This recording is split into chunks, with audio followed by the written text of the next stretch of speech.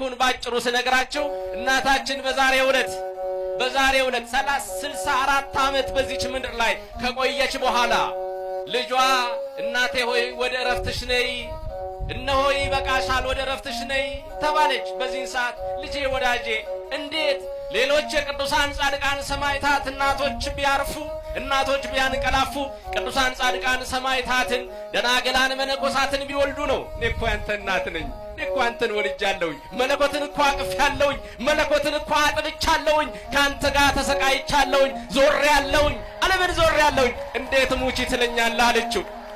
እንዴት ሙቺ ትለኛለህ አለችው። እውነት ነው፣ ያስጨንቃል። የእናት ቃል ያስጨንቃል። ልጇ ነው፣ አምላኳም ቢሆን ልጇ ነው። አሳዘነችው። እንዴት እኔን ረፊ ትለኛለህ? ምን አለ እንዲሁ ብትተወኝ? እሺ እናቴ ነይ አንድ ነገር ላሳይሽ አላት።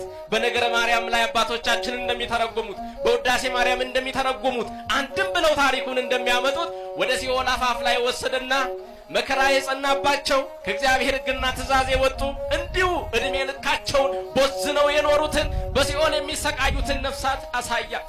እነኚህ ምን አድርገው ነው ልጄ ያለችው?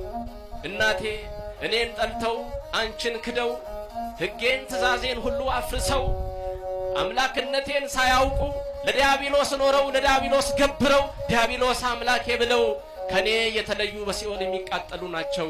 ታዲያ እነኚህን እንዴት ታደርጋቸዋል አለችው። አንቺ ብታረፊ አንቺ ልሙት ካልሽ በአንቺ ስም እነኚህን ሁሉ ነፃ ወጣቸዋለሁኝ አላት። ለልጇ አምላኳ ማለት ነው። በዚህ ሰዓት ምን አለች እመቤታችን?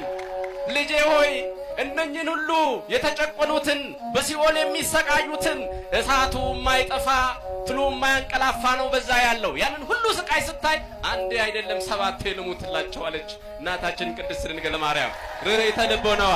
አንዴ አይደለም 7 ልሙትላቸው አለች። በዚህን ሰዓት ነፍስ ከስጋዋ ተለየች። በዛሬዋ ቀን የእናታችን የቅድስት ድንግል ማርያም ማለት ነው።